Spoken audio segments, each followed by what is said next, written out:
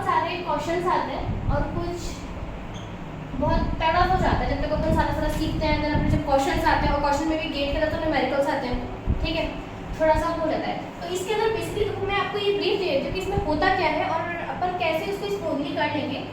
तो मैं आपको ये तो नहीं बता रही हूँ अभी कि अपन कैसा फॉलो करेंगे, स्ट्रेटजी अपनी डिफरेंट है, बट इस चैप्टर में क्या होता है वो बताती हूँ। कैमरा क्या होता है, जैसे सपोज करो एक ना, सपोज करो कार है, ठीक है। अब पहले क्या होता था, पोल्यूशन बहुत ज़्यादा ऐसे फैलता था, तो वो क्यों, इनकम्प्लीट कंबशन की वजह से। जैसे आपने पेट्रोल लिया, पेट्रोल क्या होता है, हाइड्रोकार्बन्स की वही तो होता है, तो अब वो बर्न हो रहा है तो वो इनकम्प्लीट होकर कार्बन मोनोऑक्साइड की उसमें वो जा रहा था इन्वायरमेंट, तो वो हार्मफुल हो गया। अब विद टाइम क्या हुआ, अपन ने कार के अंदर एक वो लगाते हैं, क्या होता है उसको, मुझे भी नाम याद नहीं आ रहा है, एक चीज़ होती है, उससे क्या होता है कंप्लीट कंबशन हो जाता है। अब होता क्या, अब सपोज करो वो जो कंप्लीट कंबशन को जो चीज़ मैंने मेटल लगता है वहाँ पे, अब वो मेटल एज अ कैटलिस्ट वहाँ पे काम करता है। तो वहाँ पे अगर मुझे यही नहीं पता है कि वो इंस्टेंट मेरे कंप्लीट कंबशन में कन्वर्ट करवा पा रहा है, लाइक CO जो अपना निकल रहा है उसको CO2 में और अपना वाटर के अंदर कन्वर्ट कर पा रहा है नहीं, उसका रेट तो मुझे देखना पड़ेगा ना।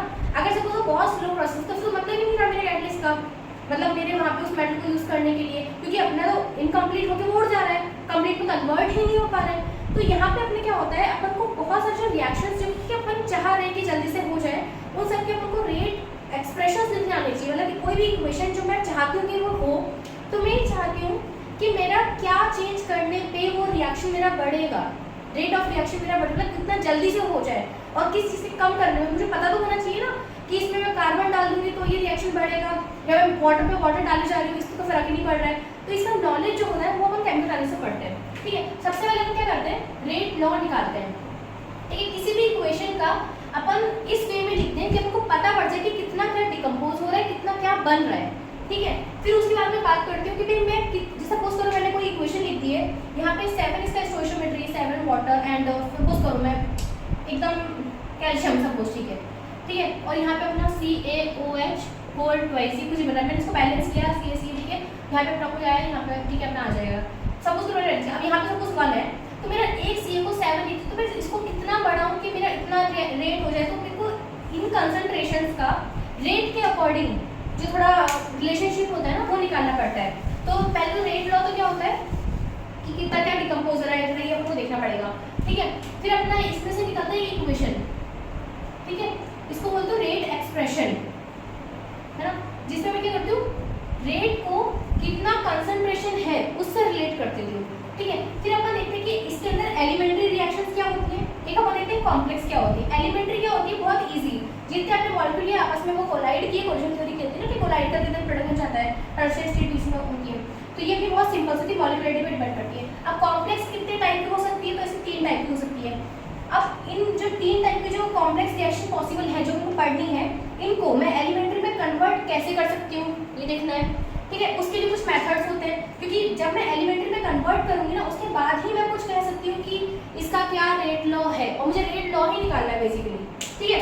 फिर अपन देखते हैं ऑर्डर ऑफ रिएक्शन कि ऑर्डर ऑफ रिएक्शन क्या होता है, ठीक है।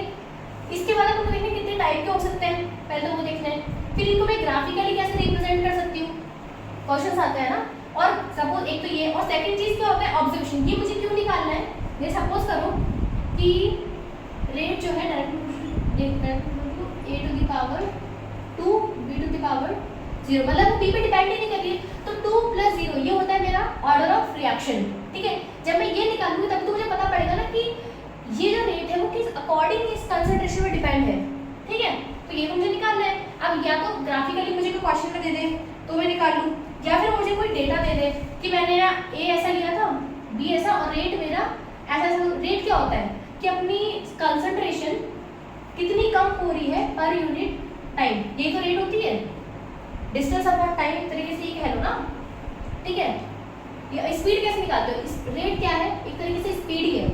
स्पीड क्या होती है, डिस्टेंस अपॉन टाइम, तो डिस्टेंस यहाँ पे मतलब कितना ट्रैवल, कितना कंसंट्रेशन में चेंज आया है पर यूनिट टाइम में, ये मेरा रेट होता है। सपोज करो मैं ये तीनों चीज़, अब मैं बहुत सारे से डेटा कलेक्ट कर लूँ, उसके अकॉर्डिंग कैसे मैं इसका ऑर्डर ऑफ रिएक्शन निकालूंगी, तो एक आपको ये चीज़ देखनी है।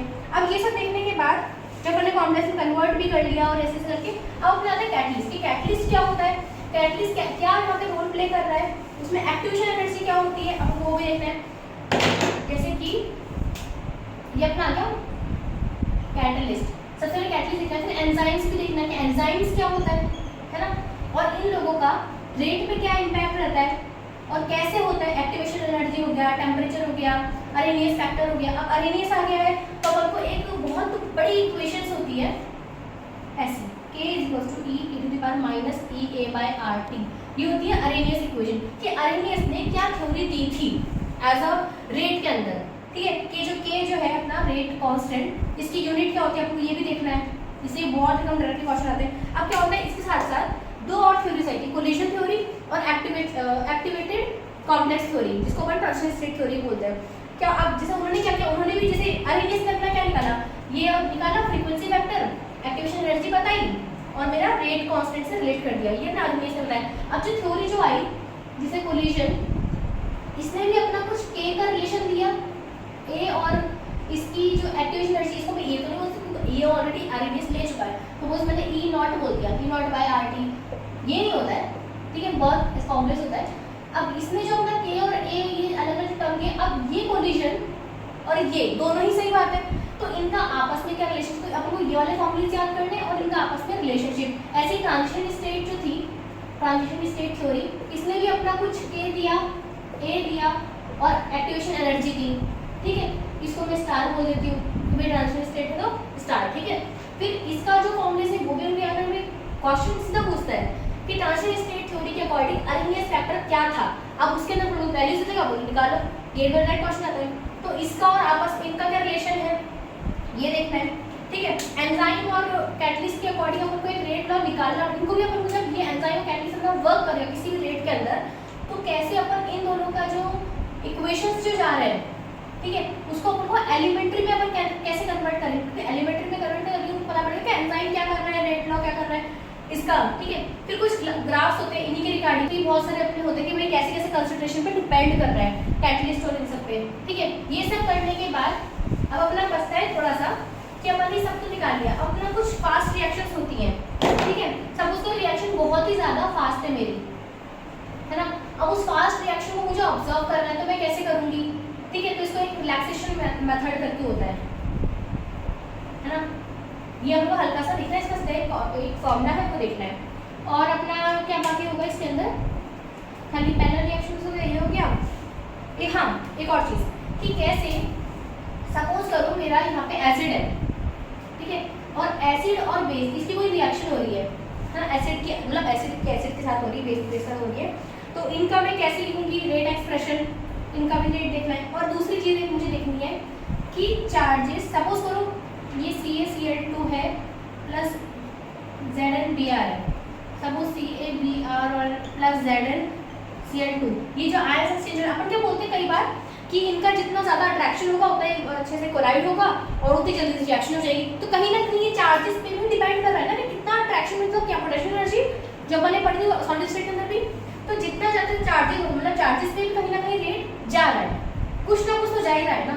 तो ये चार्जेस हो गया और इसके अंदर कंसंट्रेशन, इसकी तो बात पूरे चैप्टर में ही चलेगी।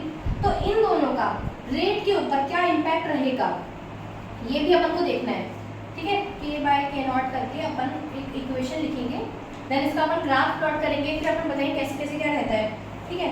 तो ओवरऑल इस चैप्टर के अंदर ऐसा कुछ होने वाला है और इन सब के अपन जो भी मैं स्ट्रेटजी फॉलो करूंगी लेक्चर्स वाइज, अपन सबके प्रीवियस ईयर साथ साथ देखेंगे जैसे कि अपन सॉलिड स्टेट के अंदर भी किया है। और जो भी डाउट हो आप बता सकते हो, है ना। तो ये इतना ब्रीफ रहेगा कैमरा एनालिसिस का और इतना ही करना है, उनको इससे ज़्यादा आएगा नहीं, नेटवर्क कभी भी इससे ज़्यादा ऊपर नहीं आता है।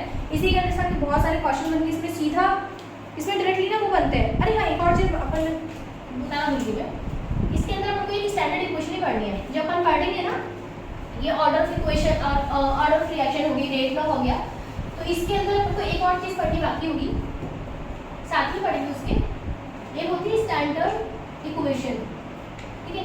ये स्टैंडर्ड इक्वेशन क्या होती है कि अपने जितनी भी टाइप के ऑर्डर ऑफ रिएक्शन होंगे उसी की स्टैंडर्ड इक्वेशन बनेगी, उसी से मैं जीरो ऑर्डर, फर्स्ट ऑर्डर ये सब मैं निकाल लूँगी किसी भी टाइप का। अब ये इक्वेशन से क्या होगा T½ ठीक है, हाफ लाइफ मतलब कि कोई भी चीज़ सपोज वो रिएक्शन इतने में कंप्लीट हो उसका हाफ लाइफ क्या होगा, ये मुझे हाफ लाइफ कहाँ पे हेल्पफुल होता है, ये मुझे हेल्पफुल होता है अपने न्यूक्लियर केमिस्ट्री के अंदर, क्योंकि सबके अंदर फर्स्ट ऑर्डर होता है। अपन T½ की ही बात करते हैं, अपन कार्बन डेटिंग की बात करते हैं ना उसके अंदर, तो तो वही चीज़ है। इसमें टी हाफ लिखना है, इसमें मुझे एवरेज लाइफ लिखना है।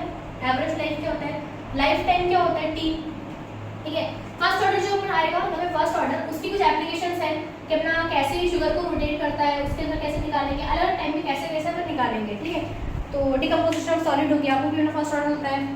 काफ़ी सारे हैं, तो अपन को हाँ हल्का फुल्का ऐसे कुछ करना है, हो जाएगा। विद प्रीवियस ईयर पर साथ में करेंगे ना तो हो जाएगा, और नहीं करोगे ना प्रीवियस ईयर सबसे मैं एंड में करा दूंगी तो ऐसे ही कुछ होगा, तो ये तो अपन नहीं चाहते हैं, है ना। चलो ठीक है, सो स्टार्ट करते हैं। थैंक यू, कल से स्टार्ट करते हैं।